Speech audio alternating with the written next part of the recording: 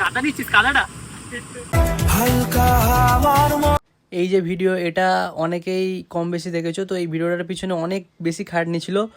আর কি কি করেছি ভিডিওর মধ্যে, কি কি হয়েছে, কত হাসি মজা হয়েছে, তো তোমরা সবই ভিডিওর মধ্যে দেখতে পাবে। তো তোমরা পুরো লাস্ট পর্যন্ত ভিডিওটা দেখো। চলো প্রথম থেকে শুরু করি। আমি আর অতনু মিলে বেরিয়ে গেছিলাম। আর ওই দিন প্রচুর পরিমাণে বৃষ্টি হচ্ছিলো, কিন্তু তবুও আমরা ভাবছিলাম যে একটা ভিডিও অন্তত শ্যুট করবই। তো তারপরে একটু রায়চক জেটি ঘাটে গেছিলাম। ওইখান থেকে আর কিছুটা গেলেই আমরা যে লোকেশানে ভিডিওটা শ্যুট করব সেইখানটা আর একটুখানি গেলেই আমরা পৌঁছে যাব। তো ভাবলাম যে একটুখানি এখানে ঘুরে যাই। তো এত হাওয়া হচ্ছিলো আর পরিবেশটা বেশ সুন্দর ছিল, তাই একটু থামলাম এখানে। তারপর জেটিঘাট থেকে বেরিয়ে এসে আমরা এই অনেক ঘোর প্যাঁচ রাস্তা, বাপরে বাপ, পাড়ার ভিতর থেকে আমরা যাচ্ছিলাম। তো এইখান থেকে আর 1-2 মিনিট লাগবে যেতে। তো চলো সেইখানে পৌঁছে গিয়ে তারপরে আসল জিনিসগুলো শুরু হবে। আর অবশেষে জায়গাটায় পৌঁছে গেছি। এই দেখতে পাচ্ছ এই নৌকা, এইখানেই শ্যুটটা করেছি। আর এবার আগে তোমরা দেখতে থাকো। ফটো তুলতে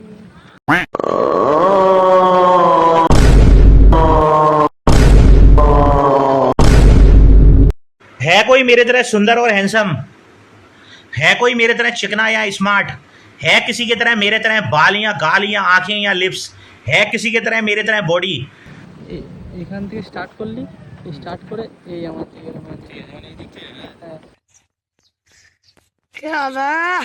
তারপরে ছোট ছোট ক্লিপ নিচ্ছিলাম, কিন্তু তার মাঝখানে অনেক লোক চলে আসছিলো, তাই জন্য অনেক অসুবিধা হচ্ছিলো, বারবার করে নিতে হচ্ছিলো।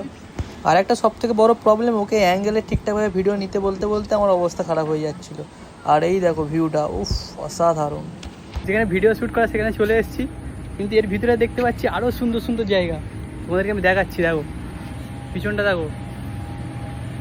আর এবার তোমাদেরকে এটা দেখাচ্ছি, দেখো জায়গাটা দেখো একবার,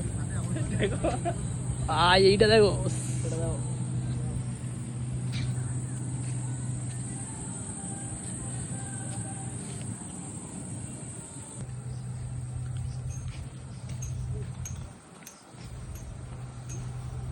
এই একটা জায়গায় এখানেও ঠিকঠাকভাবে ভিডিও শ্যুট হয়নি, এখানেও হয়নি, আর এখানেও হয়নি।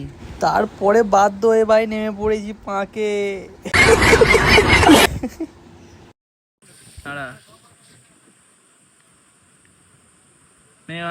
ভিডিওর মধ্যে এত কেরামতি দেখাতে দেখাতে পুরো যে আমি কাদায় নেমে গেছি, মানে জাস্ট একটা ভিডিও ভালো মতো শ্যুট করার জন্য।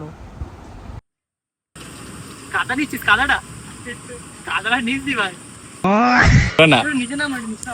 কেন কাদা বাদ দিতে হবে তো? কাদাটা